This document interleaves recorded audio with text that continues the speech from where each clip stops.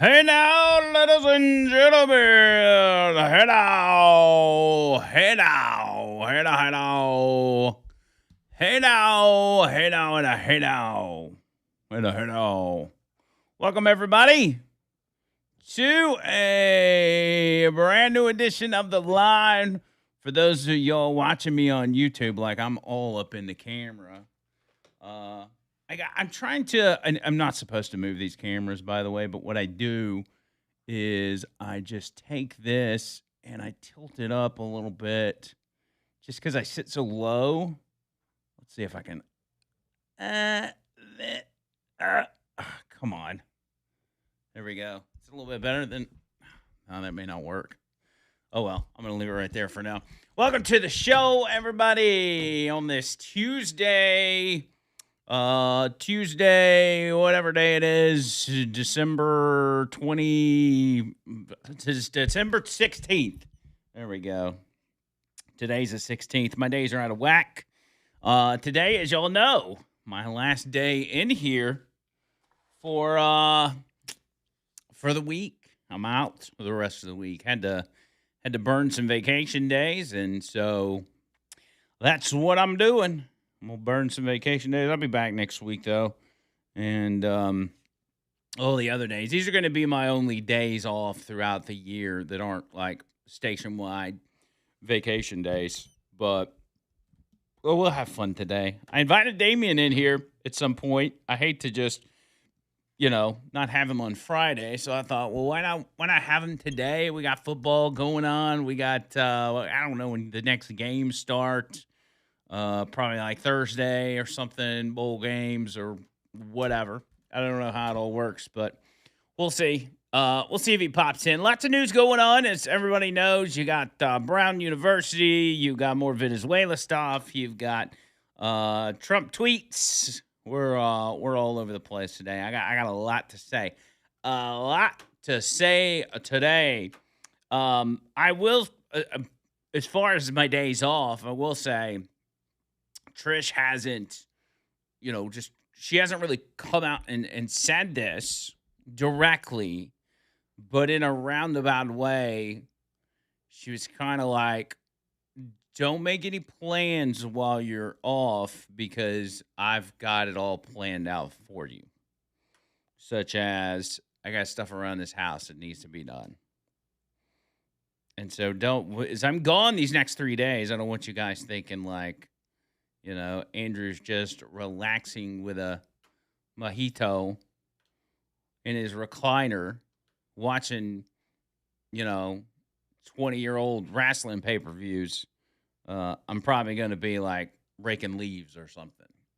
Actually, I know I'm going to be doing that. Y'all remember I had the whole thing where I raked up a bunch of piles of leaves, like 20 or 25 piles of leaves just in my front yard. And then I never, we bagged up like maybe 15 of them. And then I never did any more. So they're still out there. They're probably killing the grass. There's probably going to be big bald spots in her yard now. But she got fed up with it. And she goes and she buys what, I don't know if the technical term for it is, but it's like a leaf sucker. It's like a reverse leaf blower. So you go and you like attach a bag to it and you just suck up all the leaves, and that came in last night, so that's what I'm probably going to be doing tomorrow, which is a good thing. I mean, I got to get it done. I just hadn't have time. I don't have time. I'm a busy man, as y'all know. I got all kinds of stuff going on. Oh, tonight she's got me going to the Alabama Theater at I don't know, I guess 7:00 or whatever, to watch Home Alone. Now, I don't know. I don't really know what the appeal to this is. Of course, my wife wants to do it, so I'm going to do it, and I'm going to be happy about doing it. I'm happy about spending time with my wife.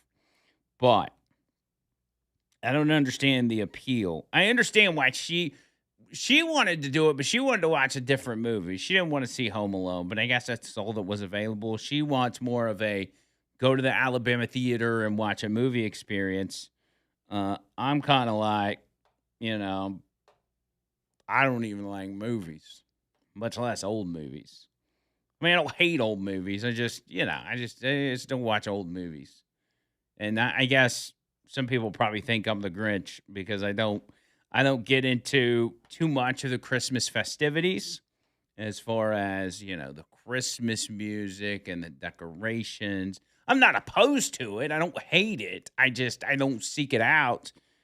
And so, it's not my thing. But if it's my wife's thing, then it is by default my thing. So that's what we're doing tonight, and I'm excited about it. Contrary to what you may think, I'm excited about it. Okay. So YouTube, Val did some rearranging in here apparently, and we look so much better on the YouTube video now. We're a lot more clear and crisp. We don't look as sickly because there for a while we were looking pale. We looked like we were about to pass out. And people, it was concerning listeners. Listeners were calling 911 and sending first responders up to the station because they thought we were sick. No, they weren't really doing that, but we looked sick on the camera. And now don't get me wrong, we still look like a little pale, but there's a little more color than there was. She changed some lighting around. By the way, lighting is so vitally important. If you're going to do any sort of podcast or video, whatever, lighting is probably up there with one of the top 3 most important things that you need to get perfect, that you need to get right, because it can change the entire look of a podcast, of a video, or whatever. Photographers know this. Lighting is everything. It can make all the difference in what a video or a podcast looks like. For instance, with the Over the Line, we went through the ringer trying to, and we still to this day, sometimes we have to change lighting because your camera picks up on it and it adjusts based on what kind of lighting you get on there. Sometimes if you don't have the right lighting, it'll make you look blue or pale or whatever. And you gotta work with that. So a little advice for y'all that are looking out to, make your own podcast or something. Not that anybody cares, but if you want to watch the radio show, you can do that on YouTube. Go to Real Talk 99.5 TV. That's the name of the channel. So go to your YouTube app or YouTube on your desktop. Type in Real Talk 99.5 TV, and you will see us live right there. And you can chat with all your people. I'll try to get in there and chat with y'all as well, because I'm a good steward of this radio show. Hey, now, roll call. Let's go and see who we got first today. A little refresh here to make sure I got enough people in the mix. And what do we got? Going down to early birds. We've got Bo, Jeff in Indiana. We've got Mark. We've got Mike from Canada. And we've got Peyton, who are all just a tad bit early, which means yet again, for the second day in a row, maybe the third day in a row, but the second time this week, the winner of today's Hey Now Roll Call is Shane. Congratulations, Shane. Good job, buddy. Good job, buddy. So send us your song, and we'll get that squared away. Then you got number 2, Carrie Cook, and number 3 is Hell Yeah, Ricky. Then we got Tony J, Tommy, Taylor, Trent. That's a lot of T's. We got Maggie and Jonathan and Jean. You got Jamie and Helena, Heath, Ron in Arizona, Odin, Jesse, Mike, Jeff with the J's. We got Brian and Rick. We got Mark and Kim with a Hey Now, Tony, James, Boomer, Darren with the J's as well. James, Cherry, Michael, Dr. McReady, Rhonda, Pete, Bubba Rumble. Hey now, everybody. Glad you're here. So let's get it kicked off, man. I got a lot of stuff to talk about. I'm going to start off with Venezuela, as Donald Trump has signed an executive order to designate fentanyl as a weapon of mass destruction.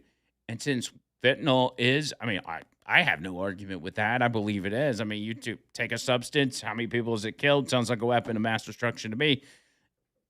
once that happens, once it's designated as a weapon of mass destruction, then I think the only argument is, um, you know, terrorists would be bringing that into the country.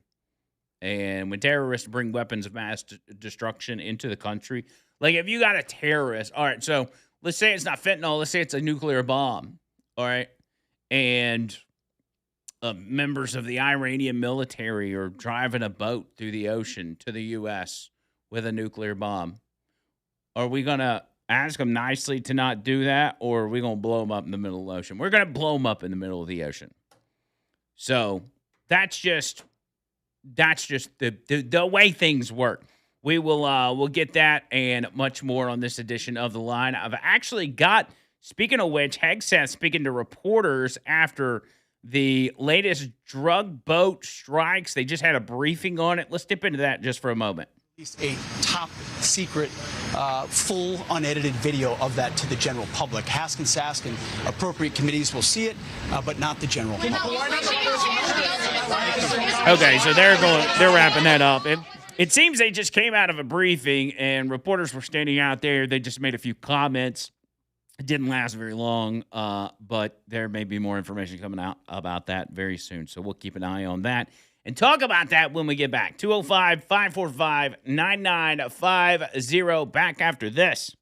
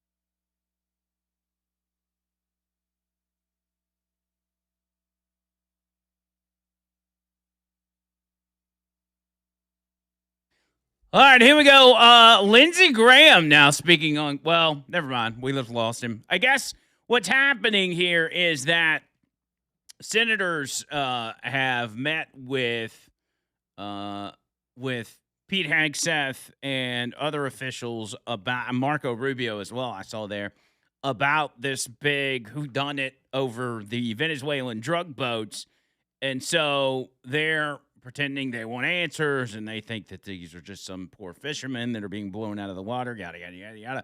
So they said, you know what? That's fine. We'll sit down and we'll have a meeting with you, and we'll show you because some of this information is classified. We'll show you what intelligence we have to confirm to us that these are in fact drug boats. Because all these senators and the Democrats that have been pitching a fit, the only thing they have had thus far when it comes to information on these drug boats being blown up is what we've had, the unclassified video that's been released that we've all seen. That's what they've had. And now, is that whatever? I mean, it doesn't really matter one way or another. They're going to just go ahead and assume the worst, but they see a political opportunity, knowing that it is highly likely that the Trump administration and the Pentagon did their due diligence before firing missiles out into the ocean in boats. They're not just doing it for fun. They know.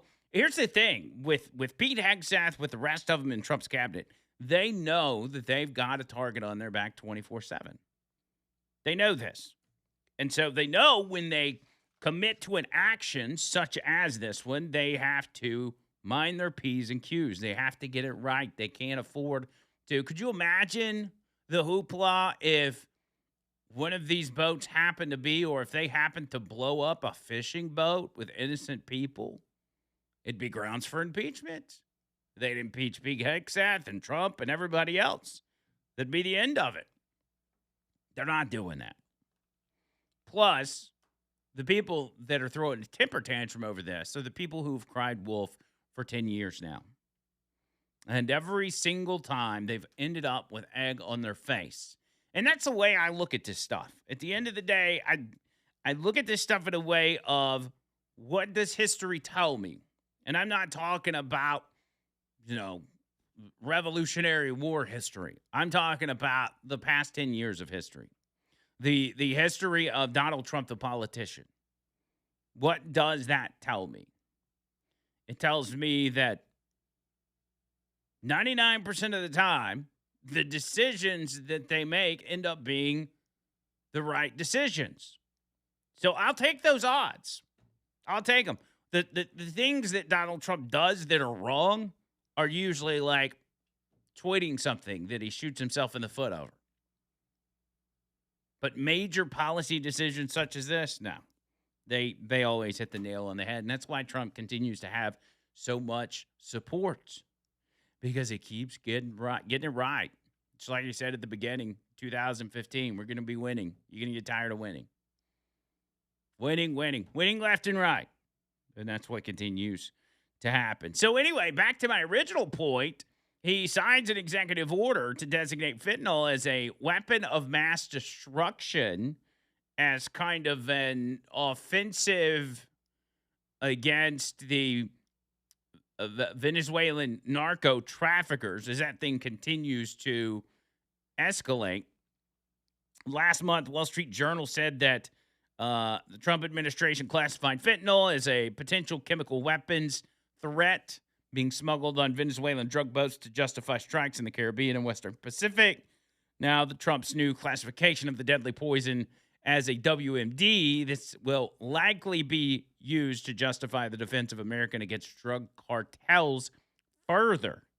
The order says the manufacture and distribution of fentanyl, primarily performed by organized criminal networks, threatens our national security and fuels lawlessness in our hemisphere and at our borders. The production and sale of fentanyl by foreign terrorist organizations and cartels fund these entities' operations, which include assassinations, terrorist attacks, and insurgencies around the world, and allow those entities to erode our domestic security and the well-being of our nation. The two cartels that are predominantly responsible for the distribution of fentanyl in the United States engage in armed conflict over territory and to protect their operations, resulting in large scale violence and death that go beyond the immediate threat of fentanyl itself. Further, the potential for fentanyl to be weaponized for concentrated, large scale terror attacks by organized adversaries is a serious threat to the United States. And that is a point that not a lot of people talk about. It was brought up on this show, but not a lot of people talk about the fact that fentanyl is so dangerous and can be consumed unwillingly so easily that, you talk about a dirty bomb, you talk about a nuke. I mean, you could drop some sort of device that disperses fentanyl into the air and everybody in the area is overdosing. You've seen the videos of police officers just merely touching fentanyl. You've heard the stories. Just getting it on your skin, it can absorb in your skin and literally kill you. And what fentanyl does, what these strong opioid drugs do, is they suppress your respiratory system. So essentially, they just cause you to stop breathing. It just tells your lungs, hey, it's time to take a nap. And ultimately, that causes you to take a forever nap. It further directs Secretary of War and the Attorney General to determine whether the threats posed by illicit fentanyl and its impact on the United States warrant the provision of resources from the Department of War to the Department of Justice to aid in the enforcement of Title 18 of the United States Code as consistent with 10 U.S. Code 282. Pete Hegseth and our Secretary of War and Secretary of Homeland Security are also ordered to update all directives regarding the armed forces responsible to chemical incidents in the homeland to include the threat of illicit fentanyl and to ensure the United States uses the full array of appropriate counter-fentanyl tools. So that's the order itself. It says during a Mexican border defense medal presentation yesterday to honor service members assisting Custom and Border Protection at the U.S.-Mexico border, Trump announced that he was also signing the executive order. He said there's no doubt that American adversaries are trafficking fentanyl into the United States, in part because they want to kill Americans. If this were a war, that would be one of the worst wars. That's why today I'm taking one more step to protect Americans from the scourge of deadly fentanyl flooding into our country with historic executive order. With this historic executive order I will sign today, we are formally classifying fentanyl as a weapon of mass destruction, which is what it is. No bomb does what this is doing. 200 to 300,000 people die every year that we know of, which is true. I mean, that's a lot of, could you imagine, like, if there were some sort of armed conflict and they were like, 200, 300,000 people are dying every year due to this war? That'd be pretty shocking. Well, that's what this is. This is a war without soldiers. This is a war that does not kill an opposing country's soldiers. It's killing an opposing country's civilians, and that makes it that much more egregious.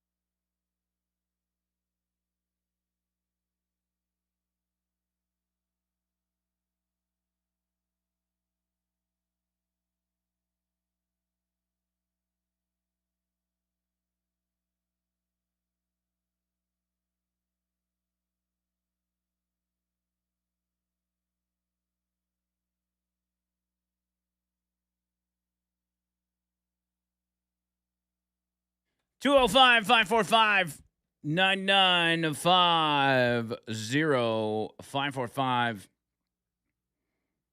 9950. On the tax line, leading cause of death for 18 to 45-year-olds in America is fentanyl OD, kind of a big deal. And if that's the case, it is a very big deal.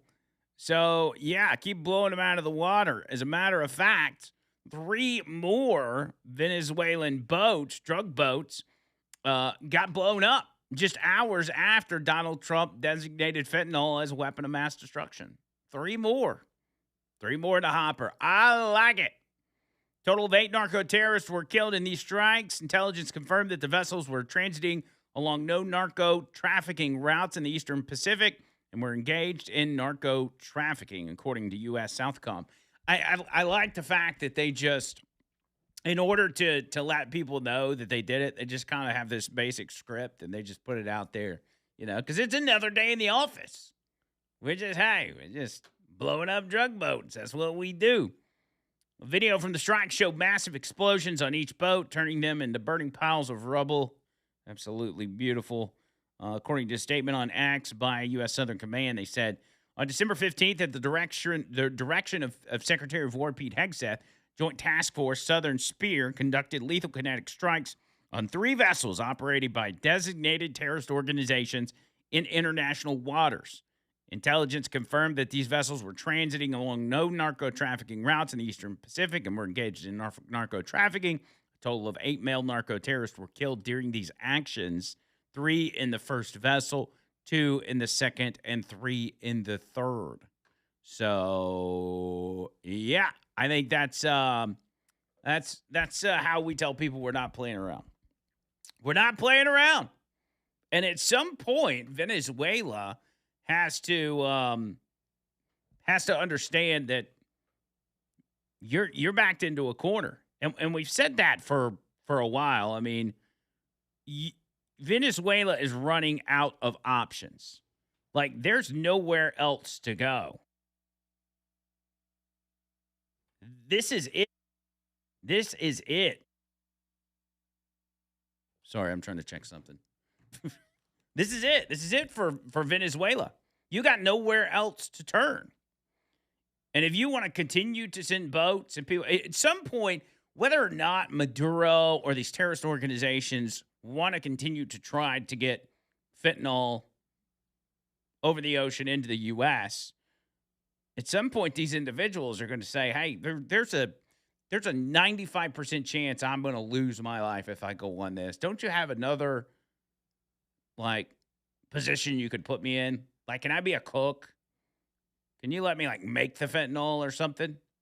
Maybe clean the toilets or something? Because this ain't working out for the people that are the captains of these ships.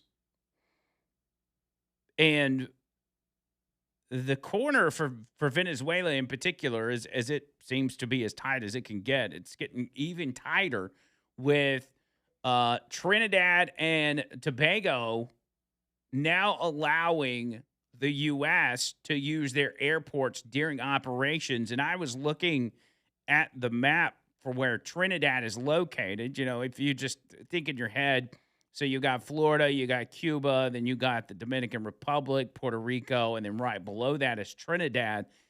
Trinidad is, 12 kilometers off the coast of Venezuela.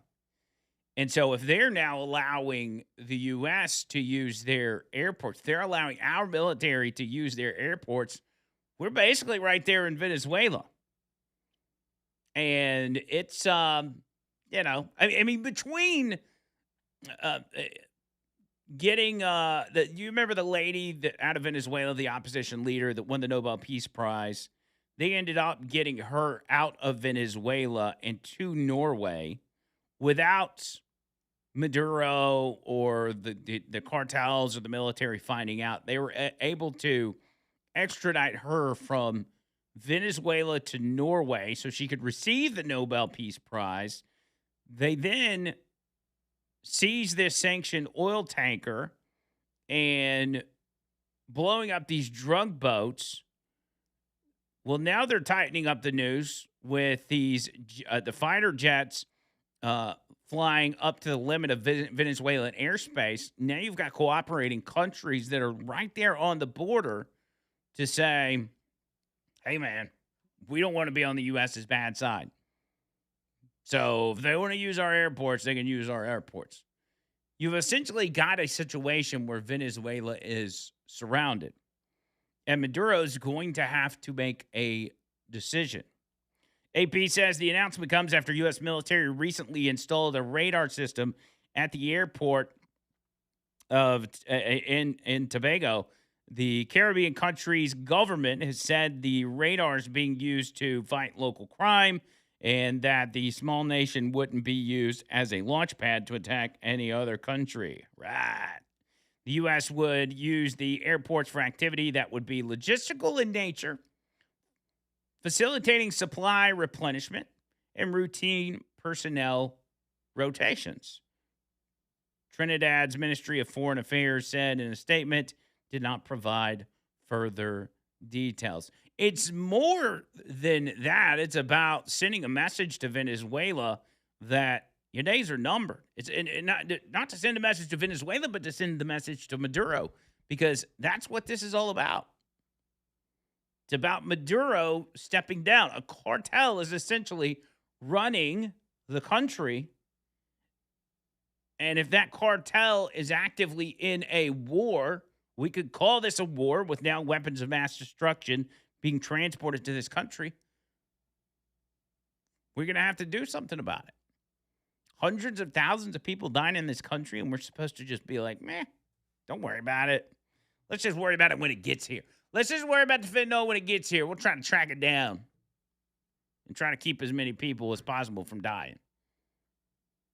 That hasn't worked. That's what we've been doing. Instead of fighting the fentanyl itself, what have we been doing? We've been handing out Narcan, making sure all the homeless people and everybody's got Narcan on them. So that didn't work. We got to do something different. And this is something different. This is going to work. It's what we call peace through strength, baby. Out of Allentown, Pennsylvania, J.D. Vance is speaking at some facility. He's talking about the economy. Is he at a Uline facility maybe as the members of the Trump campaign, Trump himself even, and Vance and others are going around the country touting the economy. And here's the thing about it. I tell you what, we'll dip into this in a minute, and I'll give you some comments when we get back. And look, I grew up in a community. I was raised by my grandmother in a community where when I was growing up, the factories were closing down. And those good paying jobs, they weren't coming into our communities. They were getting shipped overseas by politicians in Washington, D.C.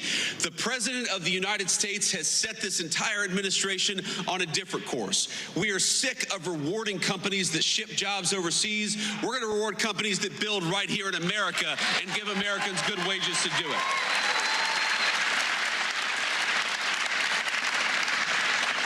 And you already see it, my friends. You already see it in some of the numbers that we're seeing. When I talk about what we are most proud of, I probably start with what we've been able to do at the southern border, and we'll talk about that in a second. But right after that is if you go to the Biden administration, the average American family lost $3,000 of take-home pay through the terrible inflation of the Biden administration. In just 10 months of the Trump administration, the average American family has gained about $1,000 of take-home pay. Now that difference could not be starker. When Joe Biden was president for 4 years, he took $3,000 out of your pocket. And in just 10 months of the president's leadership, we have put $1,000 back in your pocket. That's what that means. And that's just the beginning, my friends. That is just the beginning. Because if you look at what we are doing every single day, you are going to have, and if this doesn't turn out to be true, I'll come back here and you can all tell me I'm wrong. But I'm telling you, it's going to be true. You are going to have middle-class Americans, middle-class Pennsylvanians, some of the best tax season in 2026 that you've ever had. Because If you look at no taxes on overtime, no taxes on tips, when we talk about no taxes on your auto loans if you buy an American-made car, now those are political words. I'm sure you've heard them on TV, but starting with tax season in just a couple of weeks, you're going to see that in your tax refund. That's what that means. More money in your pocket because you've got a president and a Congress that are fighting for you for a change, and that's exactly what it should be.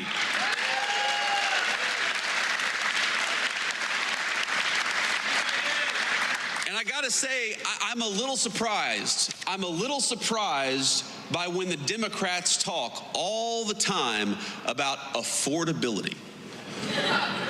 Democrats say, you know, things aren't affordable. This isn't affordable. This has gotten more expensive. Drugs have gotten more expensive. Housing's gotten more expensive. And you know what? They're right, and it was because of them. It ain't that hard. If you go back to the 4 years of the Biden administration, why did housing get so expensive, double in price during the Biden administration? It's because Joe Biden let in 20 million illegal immigrants who took homes that ought by right go to American citizens and to the people of this great state.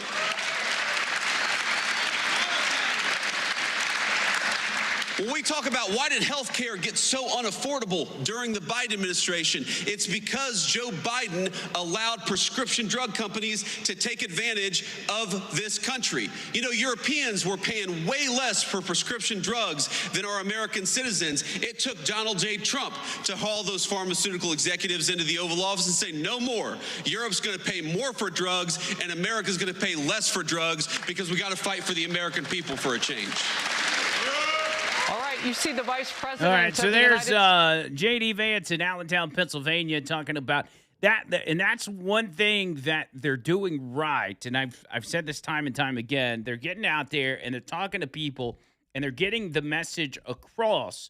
What they're doing is they're trying to combat what Democrats have done as of late, which is tell Americans that things are unaffordable and it's all the fault of the Trump administration.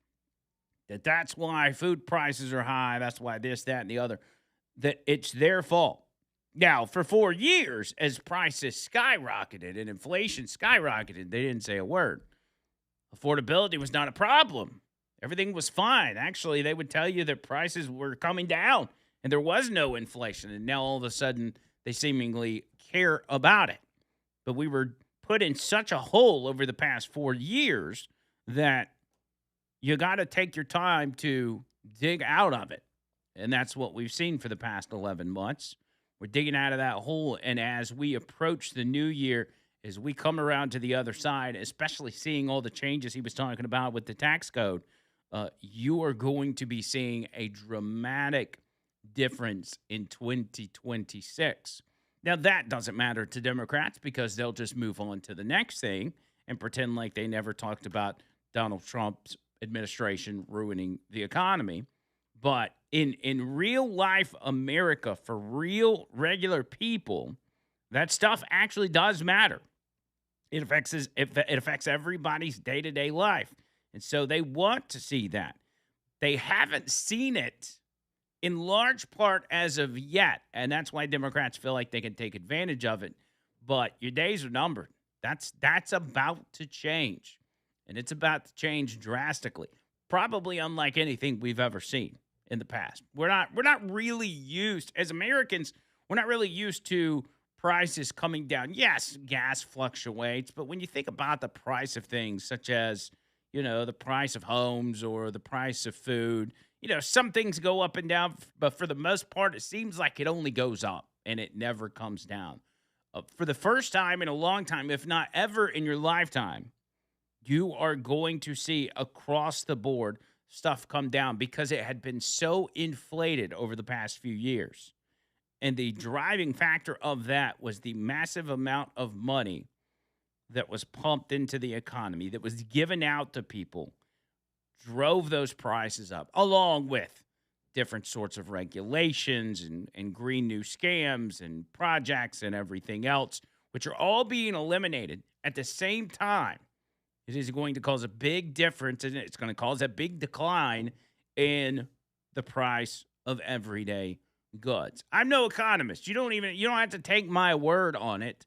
I'm just simply telling you to hang tight, hold your britches, because 2026 is going to be a good time. 205-545-9950, the Line Talk 99.5.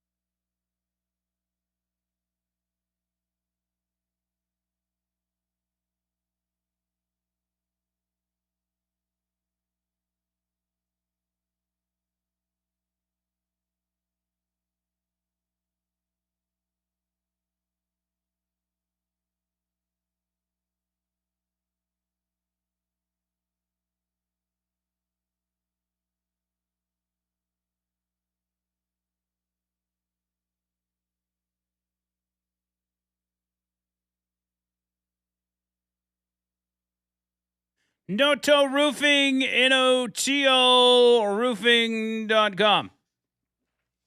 NOTOroofing.com, 205-848-2299. My roofing company, looking out for you and all kinds of roof problems that you may have. They got you covered on all fronts. I'm telling you, you never know when you got a roof problem. And there's a lot of roofing companies out there, man. I mean, and several of them, or I don't know what the percentage is, but there's a lot of them that just drive around and knock on people's doors, or they'll, leave a business card on your mailbox or your front door or whatever. and you don't know anything about them. You're just some random people coming through and, knocking doors. And there's nothing wrong with that. I mean, it's I would dare say it's kind of standard in the roofing business.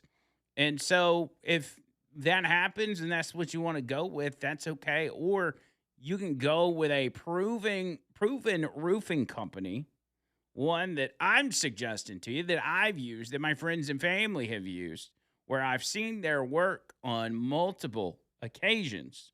I know the work they do. They can get it done right the first time. A lot of people have fallen victim to going with a company and they don't do the job right. That's not just roofing, but that's any industry. Not doing the job right, still having to pay them, but then having to pay somebody else to come up and clean their mess. Don't fall into that trap. Get with Noto, get it done right the first time with trustworthy people that are going to do the job right. Noto Roofing, 205-848-2299. 205-848-2299. All their info online, notoroofing.com. Ruth is on the line. Ruth, how are you? I'm doing good. How are you? I'm good. I early this morning, I was listening to Dixon and Vining, and all the way to Tupelo, and they only mentioned it one time, and it was early. They mentioned about the 5 bombs that were trying to get them set to go off on New Year's Eve in Yes. Los Angeles. Yeah, that And was. I never heard any more about it. And were the 5? Were they American citizens or what? And when they do something like that, do they catch the people? Do they catch them and arrest them, or do they get away?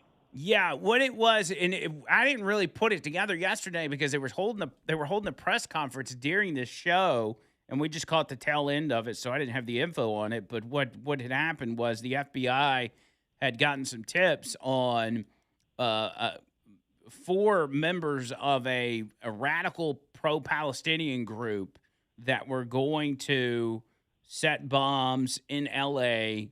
on, I guess, New Year's Eve and then set them off and try to kill as many people as possible. The FBI finds out about this plan, executes search warrants or hunts these people down and ends up arresting them. That's pretty much what we know so far about it. They did get them arrested? They did, yes. Okay. And my next comment was that in the same episode, the same sentence almost, is Dan Bongino with the FBI, Kash Patel and Dan Bongino.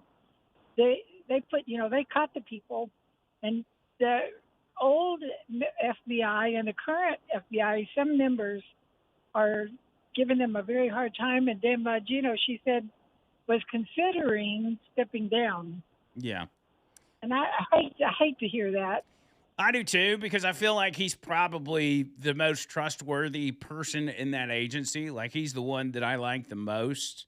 And it's just reports. We haven't heard anything from Dan Bongino himself, but there are reports that say over the next, I guess, couple weeks, 2 or 3 weeks, he's going to decide whether or not he wants to stay. There had been reports weeks ago that he was getting into it with Pam Bondi, allegedly, that he said, if he's going to stay, Pam Bondi has to go.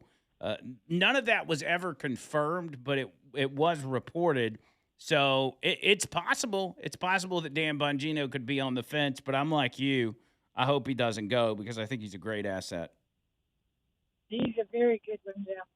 Well, So. Thank you for taking my call. Absolutely. Thank you, Ruth. And Ruth brings up some good points, which I'll get to later in the show, and I'll give you some more details on that. Lots going on, which is odd this time of year. As we get in the lead up to Christmas, things start slowing down. But guess what? Donald Trump is president. And when Donald Trump is president, it doesn't matter what holiday it is, things don't slow down. Because Donald Trump doesn't stop working. Previous presidents, Joe Biden, Barack Obama, George Bush, they don't take a long vacation this time of year. Donald Trump still sitting in the White House getting to work.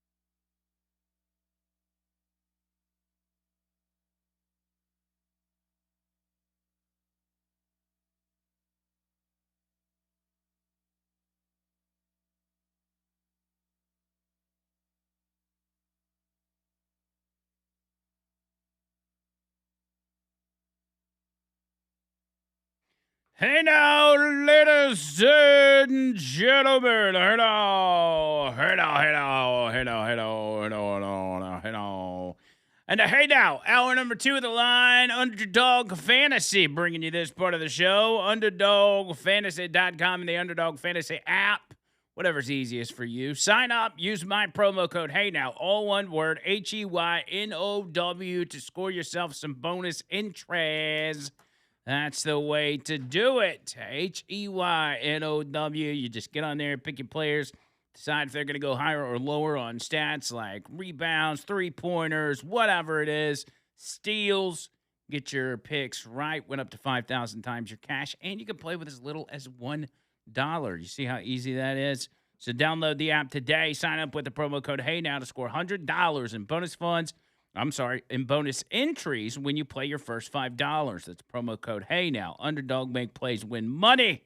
Must be 19 or older and present in Alabama. Terms apply. See assets.underdogfantasy.com/web/play and get terms _DFS_.html for details. Concerned with your play? Call 1-800-GAMBLER or visit ncpgambling.org. Damian Mitchell in the house. Hey now. Hey. What's going on? What's up, buddy? Here a little early. Yeah. A little earlier in the week. What's going on? Well, I'm off the rest of the week, and I thought, man, I actually what I told you was I really need to just run the clock. It's one of those days. Yeah, you know? I got you. I hadn't felt the best this week, but there's a lot of news going on, but at the same time, I kind of felt like I'm gonna be missing out as I'm not here Friday on talking about football because we kind of BS'd our way through that last time you were in here.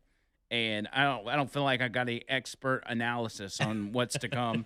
So the first playoff game is what, the 19th? Yeah, Friday night. Friday night. And who is that? I know Alabama, Oklahoma. I think that is the first. I think it might be the first game. Yeah, it is. Yeah, the first game, Alabama, Oklahoma in Norman. How do you think that's going to pan out? I think it's going to be physical. I don't expect Alabama to have as many turnovers as they did the first go around. Yeah. I think it really comes down to which offense makes just one more play. Because the game went, like, Alabama helped Oklahoma in Oklahoma's win in Bryant-Denny a couple weeks ago. I don't expect that to happen, but Oklahoma's defense they're for real. They're legit. So I don't know if this rest is going to kind of slow down. I think it'll be a little bit sloppy early on just because both of these teams haven't played in a while. But I think it'll be a good one. You sound like you want to say Alabama's probably going to lose this game. No, I think not that you would say it. I'm just saying it feels like you. No, I want would to say it that. if I thought it was true. Like I have more faith in Alabama's offense figuring it out than I do Oklahoma's because I like John Mateer, but he's about as inconsistent as can be.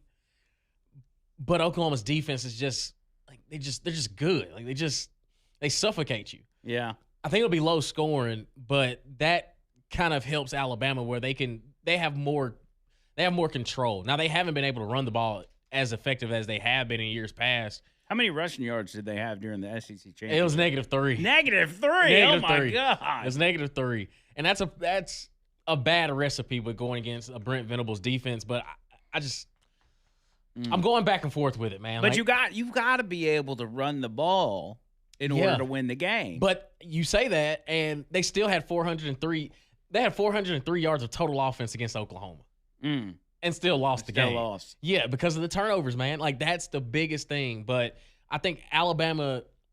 I think their offense is more equipped to get in the rhythm, whereas Oklahoma, you've kind of been banking on some shot plays here and there, kind of catching people off guard. And I don't know if you can do that twice. So, I mean, Oklahoma just doesn't seem like the team that even has a shot at getting in the championship game. No, that's James Madison Tulane.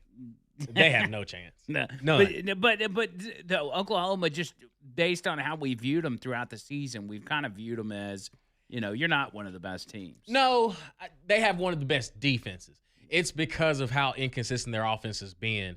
That's what kind of I have my reservations about. They're probably the one team outside of James Madison Tulane where I would be genuinely shocked if they made it past 2 games. Yeah. Yeah. Well, who's the winner of that game gonna play? Indiana. Oh, Indiana. Yeah, so I think it'll be a quick trip regardless. Wow. Imagine an Alabama-Indiana matchup. That'd lot be of pretty crimson. interesting. A lot of red out there. Yeah. A lot of red, but I don't think anybody really wants to play Indiana right now. You think they're that good? You think they're the real deal? Yeah, they'll beat you however you want. Like if I had to pick a national champion, it would be Indiana. Really? Yeah, they're I would personally, I would like to see that, but it's just, in college football, we've gone so long with just watching this small group of teams win the national championship, and there's been no leeway. There's been no big outsider. It's not like in, college basketball, right? Where, these no-name teams can get up in there. So it's if Indiana wins it all, it would really change the perspective of a lot of people as to how you view championship caliber teams. Yeah, and it will be the parity that people want. Like, because Indiana until Kurt Cignetti, and I think they still may be, but they are the losingest program in college football history. Right.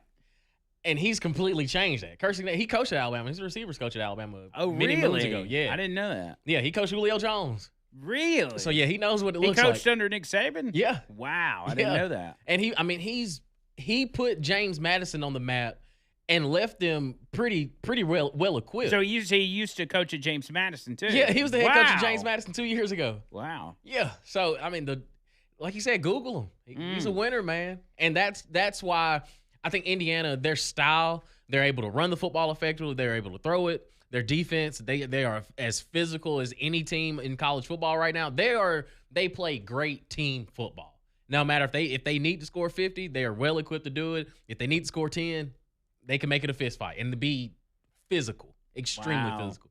Like the conference championship game, which I saw them play. The only game I've really watched of Indiana was their matchup against Oregon, and they really took the fight to Oregon, and it wasn't pretty. Like, you knew Indiana was the better team the whole game. And then the conference championship and the Big Ten championship, Ohio State really met their match. It's, oh no, this team, this is not the Indiana of old. Like, this is a team that can really beat us up. And they did. And it was 13-10. Yeah. And every time that Indiana needed to make a stop, they did.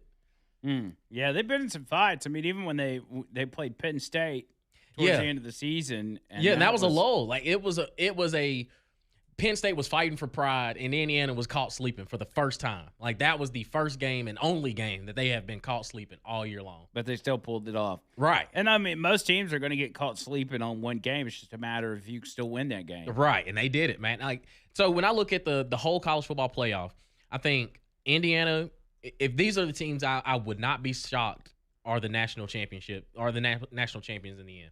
Indiana, Ohio State, Georgia, Texas A&M, and Alabama, because Alabama could get hot. Now, I'm not as big on Oregon yet. Like, I'm kind of just in between with them, because if they kind of catch a quick draw, like they could possibly get it. But I think Texas A&M is like the dark horse. Like, if they play defense how they have been, if I could just erase Texas game out of my mind and just look at them for what they've done all season long, they can win any way you want. You don't like have a little bit of A&M bias coming in where you're like, I really don't want to put them in the upper echelon. I'm past it. Like, I can look at them for who they are. Like, they're a good football team. Yeah. It's just, will they blow it? Like, that's the only question I have. Imagine those male cheerleaders dancing under confetti. Oh, I'm not gonna say I'm not gonna be happy about it, but if you look at them 11 on 11, they're good. Yeah. Texas Tech, I'm not really high on, because I just think the Big 12 as a whole wasn't as good, and they paid a lot of money for a good roster, but when they meet up with teams that are there already, they're not going to be there. It's kind of fool's gold. Yeah, it's just kind of, I don't know, as an outsider looking in, as somebody that's not paid as much attention to this as you have, I look at the bracket and I say, I don't see any of the first round people making it to the Final Four matchup. And maybe that's just by default, where you're like, okay, well, the second round teams are the best teams, so they're the ones that are going to. I feel like when you get to the semifinals, you're going to have Indiana, Georgia, Ohio State. Ohio State, and Um, who's the other? Texas Tech Tech. has the first round bye, but Oh, do they? yeah. So The winner of that's Oregon right. and James Madison plays Texas Tech. No. So that's why I say Oregon has a path, but I don't know if they really want to match up with the rest of the field. I'm Well- just not sold on them. yeah, I don't think that's. Ole Miss could, but they're gonna have to they're gonna have to score 70 on somebody. Like they're just gonna have to catch people hot, which I like. I mean, I'm an Ole Miss guy, but I don't realistically think they could win the national championship. Yeah, so I see Ohio State, Georgia, Indiana, and I don't know. And that's what I'm saying. Like you're taking a shot in the dark. I'd say Alabama. I'll put Alabama in that fourth spot. They're Just- equipped to do it. Just because I'm so used to Alabama defying the odds. Yeah. And used to them winning that I don't even want to bet against them. Yeah, and that's the thing. Alabama's had a bunch of bad days, but if you catch them on the right day, like they'll light you up. Yeah. Kalen DeBoer he's a very cerebral assassin. Like he can get ugly if he need to, because he took Washington to the national championship. Yeah, I thought when they hired him, I was like, man, The dude's a winner, man. I don't know how I feel. And I mean, there's people like Richard the cop that calls in. He's still ready to send Kalen DeBoer packing. And every time I have this conversation of who are you going to get if you let him go, because you tried with Dan Lanning, Kirby ain't going nowhere, Dabo Swinney ain't going nowhere. Like you're going to take a shot in the dark on a coach that has not won a national championship. Yeah. So you ain't gonna get much better than what you got right now. And that's how I've always looked at it. Because with all the rumors of him going to Michigan and stuff, I was like, he's not. You're either going to get fired or you're going to retire. You don't just leave Alabama. Yeah. You don't. It's and the people were telling me like Dennis Franchione was the last coach that did it, and he went to Texas A&M and stunk. Like it ain't gonna get any better. Right. So when I look at Kalen DeBoer, yeah, you can have some criticism because losses to Vanderbilt, Tennessee, Oklahoma. He hadn't beaten Oklahoma since he's been here. I understand it, but look at the lay of the land. Who is just going to leave the program that they're at and having the success that they are to go to Alabama and then follow that up? So you better work with what you got. Yeah, I agree with that. All right, so let me take a break. I want to come back on the other side, and I want to talk about the absurdity of these bowl game names, like the Pop-Tart Bowl and all this other stuff. And maybe we can come up with our own bowl games that we could submit to the NCAA. I'm with Say, why don't you do this? Why don't you do the Tampax Bowl or, whatever, something, Yeah. All right, 205-545-9950. In case you want to call in and tell Damian why you think Caleb DeBoer should be fired or leave Alabama, he'll be glad to hear from you. 545-9950. Quick break. Hang tight.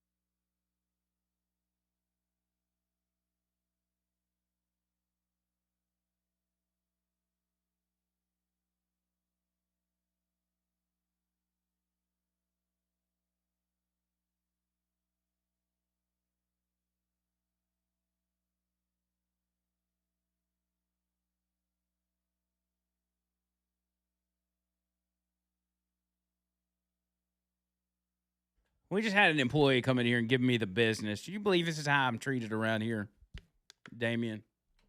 Well, you did make it a little bit more complicated than it needed to be. But he knows that. Like he needs to adjust. Just like in a game, just like as a team. You go up against a different team every week. You don't go with the same game plan every week. You got to adjust. I mean, fair enough, but just what I caught wind of the conversation, it was I felt like it was kind of point blank, and you just made it a little bit more difficult. Well, I was trying to ask him a particular question. He didn't want to hear. No. But hey, as long as business is handled, that's all that matters. It was all about getting paid. That's it.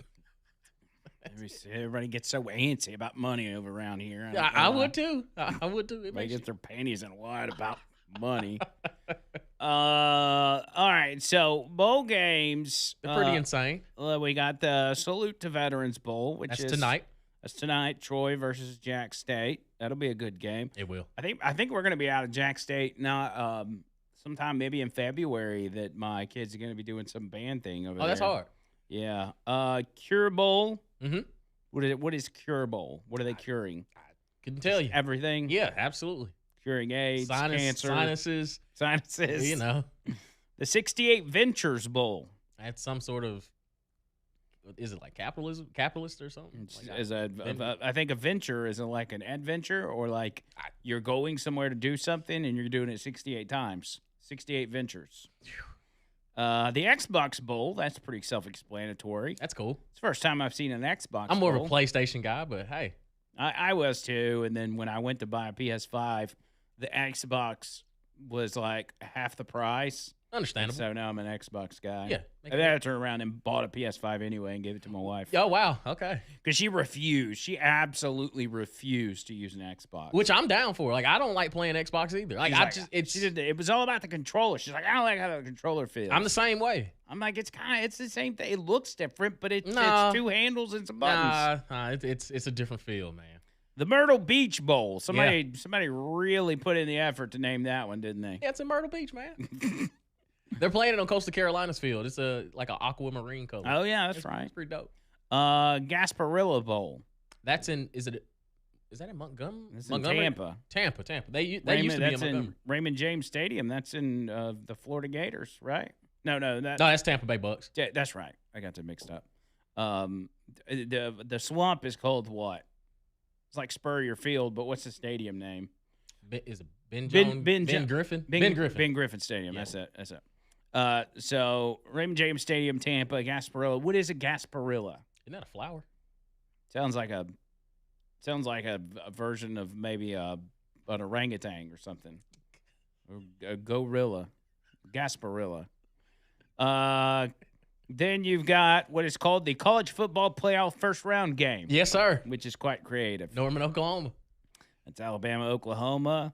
Then you got Texas A&M, Miami first round. That's gonna be a good one. Ole Miss, Tulane first round. That's gonna be a blowout. You think so? What if it turns out to be a good game? It won't be. You don't think so? No. Not even a little. The whole situation is the same, except now Tulane ends their season. But Ole Miss played Tulane earlier this year, beating 45-10. Oh yeah, that's right. I forgot. Yeah. So And then Oregon versus James Madison. That's gonna be a bloodbath. I think Oregon just mops the floor with them. Then we move on to Monday, December 22nd. Boy, that's nice to have a bowl game on a Monday at 1 p.m. in the afternoon. I'm down. I mean, that's good for y'all. I'm not going to really be able to pay attention to it. That would be the famous Idaho Potato Bowl. Up there in Boise. Potato Bowl. Let's go. The Boca Raton Bowl. That's always fun. Another lackluster effort by the bowl games to name that one. Hey, it's just location. Location. New Orleans Bowl, another lazy pick in the Superdome. That used to be R&L Carriers New Orleans Bowl. I do remember that. Frisco Bowl in Frisco, Texas. More laziness. You got the Hawaii Bowl in Honolulu. Another lazy pick. Here we go. Back to the good ones. Game Above Sports Bowl in Michigan, in Detroit. What is Game Above? Game Above Sports. Couldn't tell you. Couldn't tell you. Which is not very good advertising if you just see the name. They pay all this money to have their name on the bowl game. Yeah. And everybody's like, I don't even know what that means. But hey, two teams are going to be playing in it. I know that. The Rate Bowl. Yeah. What is What that? was it like guarantee rate? Something about the taxes or something? See, nobody knows. No. It's like you're just wasting your money. Yeah, we Mike. do this every year. We do this every year during bowl season. Like, who are these companies? But we're talking about them. In Dallas, you've got First Responder Bowl. Everybody Yep, likes first first responders. responders. Self-explanatory. Military Bowl. Yep, Pitt versus East Carolina. that should be interesting. The Pinstripe Bowl. That That's- one's at Yankee Stadium. Yep, sure is. That one's a good one. Fenway Bowl, which is Fenway Park. Come on now, we're crossing over, baby. I always thought those were kind of cool to do the games in the In a baseball stadium. But I feel like for the people that are there to watch it, it's kind of crappy because there's not really any good seats. No, for yeah, the game. you're in the nosebleeds. Pop Tarts Bowl. That's always fun. That's a little goofy. But I'm down for it. And then they got the coaches out there putting a Pop Tart in the trophy. And it couldn't have been two more just absolutely insane. It was Brent Key from Georgia Tech, who is, I mean, he likes to goof around a little bit, but he's kind of he's straight laced, like, we're here to play ball and get up out of here. And he's Same over with here playing Kalani with Sitake, BYU's head coach. Like, he is as physical as all get out. He was like, oh, okay. Like, Like, come Pop-Tart. on, stick a Pop Tart in our trophy. You're right. I'm like, okay, like, cool. Arizona Bowl, more laziness. New Mexico Bowl, more laziness. Gator Bowl, that one's in Jacksonville. There's a little bit of effort put into that Yeah, one. a little bit. Texas Bowl, lazy. Birmingham Bowl, lazy. Independence Bowl in Shreveport. Shreveport, Louisiana. I like that. I like Independence. Music City Bowl. Old which, Nashville. You know, again, a little bit of an effort Yeah, there. you'll be there. Well, Tennessee will. Yeah, I'm not going to go. Yeah, you ain't gonna. I was going to go. I actually said to myself, if they go to the Music City Bowl, I was going to go. Yeah. And then I found out I had to work. So, Understandable. well, actually, that's Tuesday. We don't have to work Wednesday. I could go. You could. The last time I went to the Music City Bowl, we lost to North Carolina in Derek Dooley's first year, and it was Oh, man, horrendous. that's been a while ago. Yeah, I think Yeah, it yeah, was Was that Tyler Bray at quarterback? Tyler Bray, Derrick Rogers. Boy, I hadn't heard that name in a while.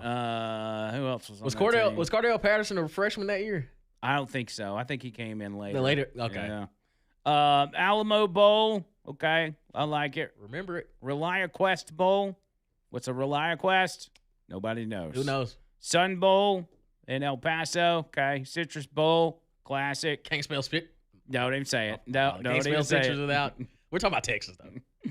Oh yeah, that UT. Yeah, the other UT. Las Vegas Bowl, lazy quarterfinals, blah blah blah blah blah. Oh, there's more. Armed Forces Bowl, Yep. like it.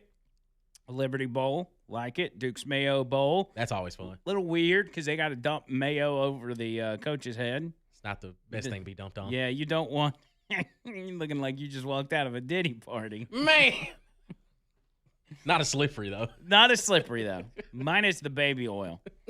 The Holiday Bowl, and Simple. then more playoffs. Oh, Celebration Bowl. That was this past weekend. Oh, that's already LA Bowl. Yeah, that was Saturday. Yeah. And I think that's all of them. Yeah. So anyway, I think they need to be put a little more effort into the bowl names, but it's The whatever. old Hey Now Bowl. Yeah, the Hangout Bowl. That's what I'm talking about. That's what we need. Where'd y'all play it at? We played it in Knoxville. You That's played where- in Neyland? Yeah, it'd be in Neyland Stadium. Who wouldn't want to play in Neyland? The old Rocky Top You know what Hey I'm Now saying? Bowl. Rocket top hey now. All right, buddy. Well, I appreciate you. Absolutely. I'll see you next week, brother. Quick break. Have a good weekend. More show coming up. Y'all hang tight.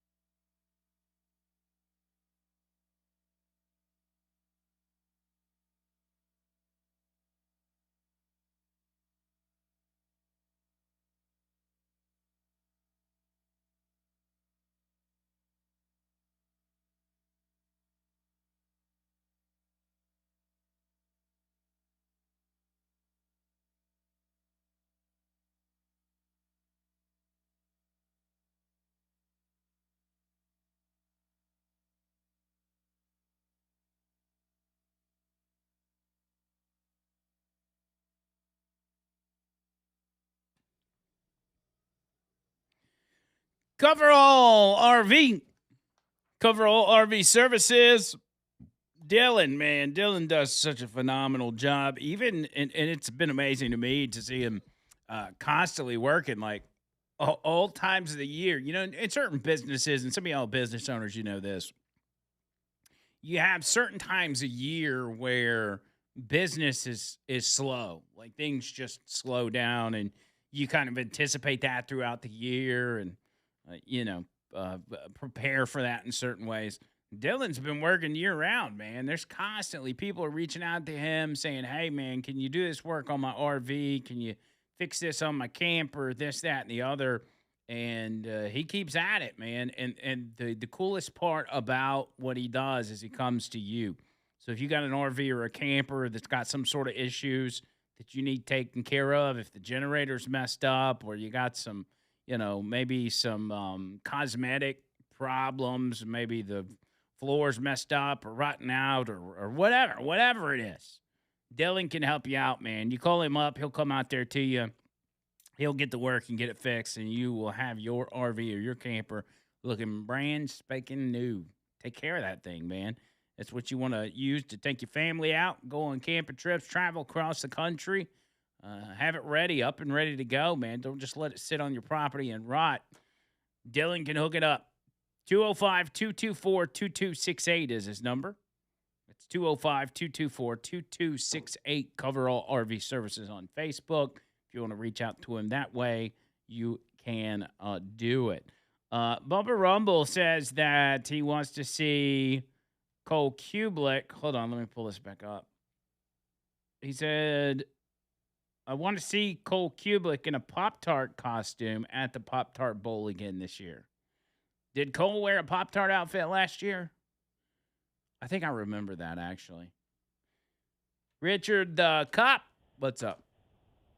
Got a question, Andrew. Since President Trump made fentanyl a weapon of mass destruction yesterday, I wonder if anybody would have the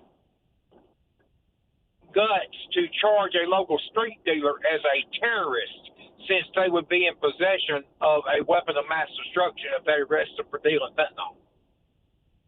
That's a good question. How does that apply to local law enforcement? Because this is an executive order, and it applies to any fentanyl in the country. Does that change charges? Does it turn it into federal charges? Does it designate them as a terror? I don't know. I haven't thought about that. I would love to be back on the street to make the test case on it. I would love it. Yeah. Because that right there will be a test case that'll probably end up being argued in front of the Supreme Court. The first, either whether a local officer charges a federally or a federal officer charges a dealer federally for possessing a weapon of mass destruction, plus being a distributor of fentanyl, plus being in possession of the narcotic itself. Yeah. That will be a good one to sit back and wait on. Just food for thought. And to answer your question a while ago, I'd rather have Carl from Sling Blade instead of Kalen DeBoer. We do better. There's got to be a hungry high school coach that has the same passion as Nick Saban to be able to motivate our boys instead of looking like Kalen DeBoer standing on the sidelines every week. He's swallowed a razor blade waiting to cramp it out. Y'all have a good one. Roll Tide, boys. There's Richard the Cop. Yeah, I'll stay out of that. I mean, there's no doubt that the demeanor of Kalen DeBoer and Nick Saban are vastly different. And listen, Nick Saban wasn't as high strung as he used to be in his later years. He was kind of he was a little more calm. He wasn't having as many meltdowns, but I don't know. It's kind of it's probably a fine line to walk, but also these coaches have their own personalities in the way they coach. So, maybe there's somebody out there. I think, maybe you do need somebody a little more angry than Kalen DeBoer. But how angry can you get with kids that are making $2 and $3 million a year? And they say, well, you can't tell me what to do. I'll just go somewhere else. I got 20 other offers. I'll just hit the transport. transfer portal, cuzzy, and I'd be out. But I don't know, man. I don't know. We'll see. We'll see how that plays out in the offseason. It's been exciting so far. I mean, just between the Lane Kiffin stuff and everything else, like, Sharon Moore and this has been wild. It's been a while. It's not even off season, but it's been a wild playoff season, a wild bowl season, if you will. On top of all the different schools that have turned down bowl games. Pretty wild, pretty wild. All right, so let me go to Capitol Hill real quick. Yesterday, I guess last night, the Senate advanced the defense spending bill with $900 million in military aid to Ukraine. $900 billion is actually the price tag on this thing. Bipartisan vote, 76-20, invoked cloture on the bill, bringing it one step closer to final passage, which still could take days. What happened last night was they voted to end the filibuster on that particular. It was a procedural vote. They were saying, okay, well, let's go ahead and quit yammering about it, and we are going to we're going to go ahead and go with a real vote. But the thing about that is there's still some lawmakers that are looking to amend the bill further, so that if they in fact do that, then it would require the House to pass that bill again before landing on Donald Trump's desk. So you have to, it's a whole back and forth. So there's going to be some in the Senate that say, we need to go ahead and get this done, so we don't want to make any changes. And then there's going to be others that say you need to make changes. Otherwise, it's a bad bill or whatever. So this will ultimately pass. It's kind of just politics as usual. You got people like Ted Cruz who, for one, showed no concern about Ukraine funding or other unnecessary provisions, but called for an amendment to restrict military aircraft at Ronald Reagan Airport following that crash between a female helicopter pilot and a passenger plane back in January. He's worried about that, but not worried about sending all that money to Ukraine. I even saw where he released Ted Cruz, released a presidential campaign-style video of himself yesterday calling for the rewriting of Section 373 of the bill, replacement of the ROTR Act, to add more protections for aviation safety in the bill's language. So he's kind of, he's saying that there's things in there that need to be changed. I don't think that'll happen. I think John Thune said something about it'd be unlikely, or it'd be really hard to undo the NDAA now, and it's a whole thing. Several hardline conservatives expressed disappointment following the bill's passage, highlighting provisions that will send nearly $1 billion to Ukraine and continue to fund DEI and transgender policies, they say. Remember, I played you, I don't know if this was last week, I think it was, when it passed the House. Tim Burchett said in a video, he said, tonight was the NDAA, the National Defense Authorization Act, and it was $900.6 billion. He says there's money in there for, of course, Ukraine, $900 million total, and some other things, money in there for recognizing an Indian tribe out of North Carolina, which has nothing to do with national security, Syria money, Iraq. He said that we just got to quit this stuff. Somebody in America's got to start paying attention. He said, and the Ukraine stuff's not even, Trump didn't even ask for that. He said, you've got the war pimps that push for this stuff, and they always tell you, oh, Mr. Burchett, man, they're going to spend all that money here buying those missiles. Is that what we're basing our votes on? is they're going to buy implements to kill other people on. He said, I'm all for getting rid of our enemies, but this is just too much, way too much, and things are just not what they appear. He said, we need to wake up. I voted no. Over 100 Democrats voted to pass this. That ought to tell you right there what this is about. Got some liberal stuff tucked in there, and it's over 3,000 pages. He said, we got it on Sunday, and we're voting on it today. There's no way we will ever know what was in there. And just anyway, frustrated, we'll keep fighting. He always says, thank you for sending me here. But yeah, so that's the first giveaway. If 100 Democrats voted in the House voted for this, well, that's a problem right there. I don't even need to see what's in the bill. 100 Democrats voted for it. I know something bad's in the bill. Probably a lot of bad stuff.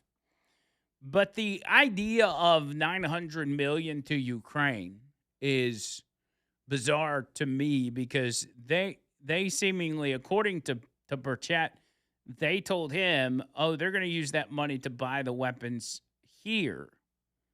Okay, so we're doing what? We're giving somebody money to buy something from us. Why don't we just give them the weapons for free? Because that's essentially what you're doing. Or either that, or you're funneling money to the military-industrial complex, which is what our politicians have been doing for a very long time. And not only that, but the issue of the killing and killing people. I mean, it's day after day after day. And many of these lives being lost are innocent lives.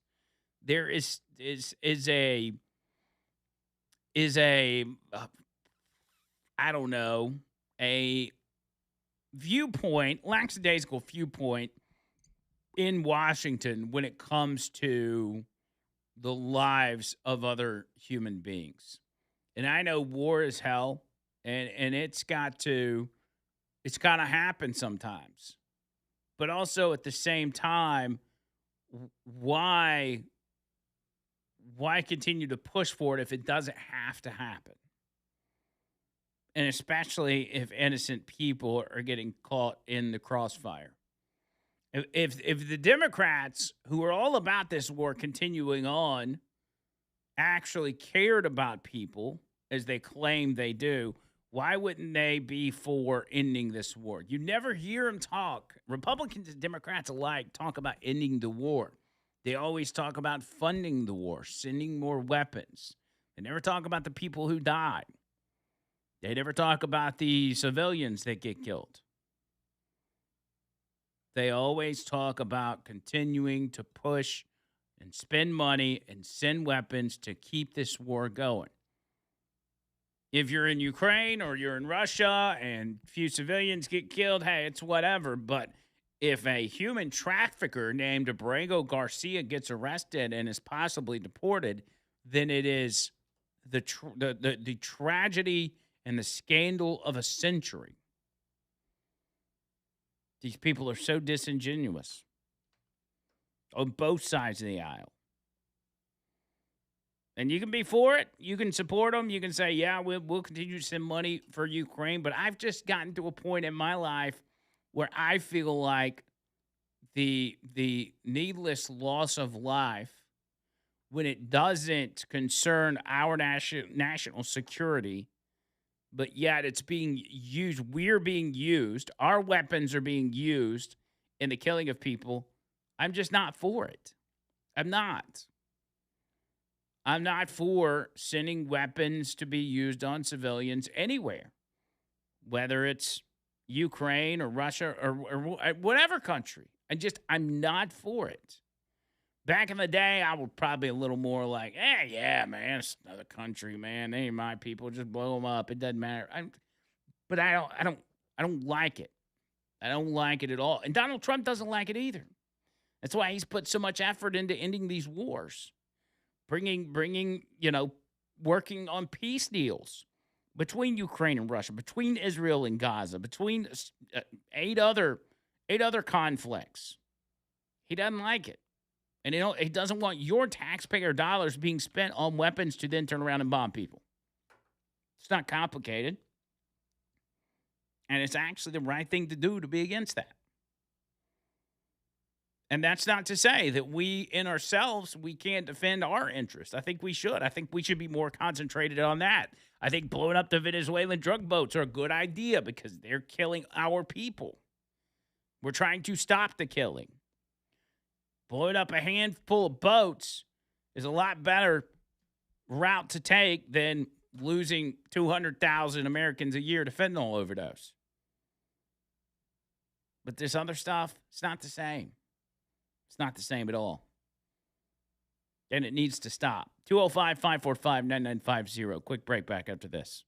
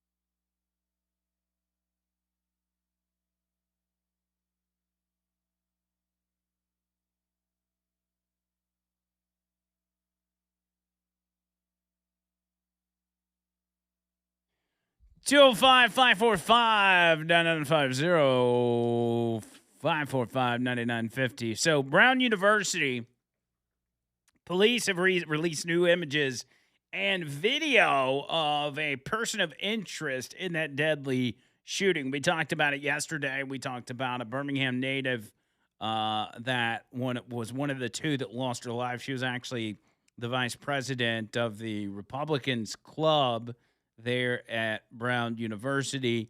The problem at the moment with this situation is, one, there's a lot of things about it that doesn't make any sense, such as the the place is just littered with cameras, and what they've provided is few and far between. They got a handful of pictures and a little bit of video, and it's like, how do you not have more than this?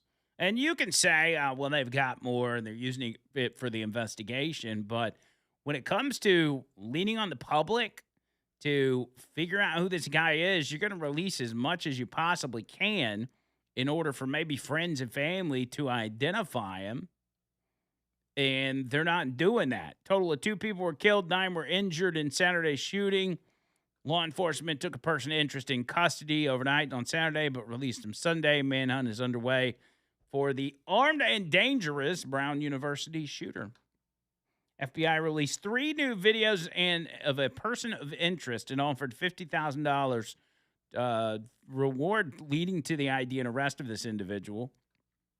Anyone with information, contact the FBI at 1-800-CALL-FBI or the Providence Police Department. That was, I think that was put out by Kash Patel. Police also released new footage of the person of interest. The masked person is seen walking down a residential street just minutes after the deadly shooting, and they are still on the lookout. And here's what's crazy. So he's still on the run, yet faculty at Brown University are telling students that everything's fine, everything's safe. You can go back to your life as normal. Well, how are you supposed to get that message across to the individuals that go to school there? How are you supposed to get that message across to parents of students? But maybe the most bizarre part, I told you yesterday that we had reports that this shooter had maybe yelled something before the shooting, and that the thing he yelled was Allahu Akbar, which you know what that means. So that was the reports that were circulating said that was what he yelled. And so when they held their press conference yesterday with the police chief and others, reporters were asking that question, and the police chief was oddly avoiding answering that for some reason.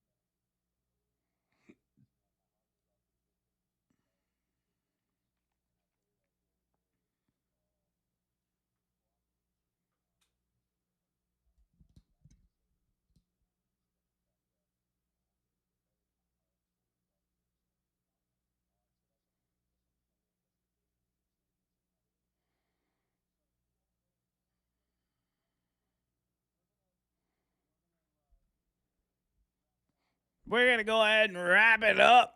You're asking too many questions. These are the questions from reporters. Now, here's a likely scenario. I don't know really the reason for all of these cameras not providing footage, or if they do have footage and they just don't want to put it out. But the thing that the shooter yelled in the classroom was likely Allahu Akbar. That is likely what happened. There in Brown University is one of the most liberal Ivy League schools out there. And it would not be surprising to see the university and local police trying to cover this up as far as this shooter's motives as they've done before.